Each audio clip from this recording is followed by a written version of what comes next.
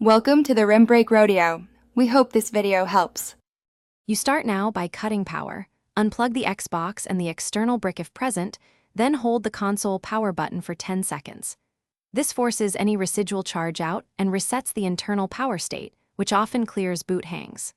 Once done, check the brick LED and cable for frays or loose pins because a faulty connection causes the orange indicator.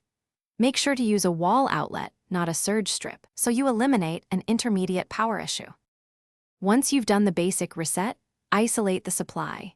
You should plug the Xbox directly into a different wall outlet and, if possible, swap the power brick or cable with a known good unit. This identifies whether the brick or console electronics are at fault.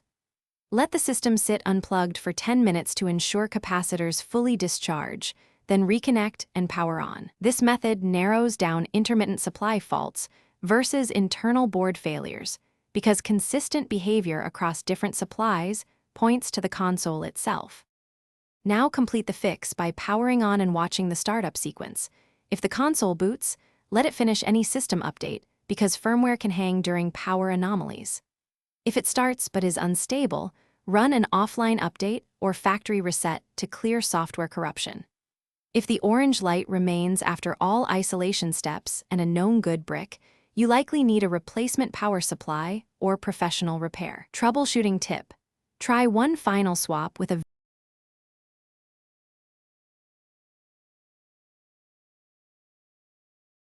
Thanks for watching. Consider subscribing if we helped you.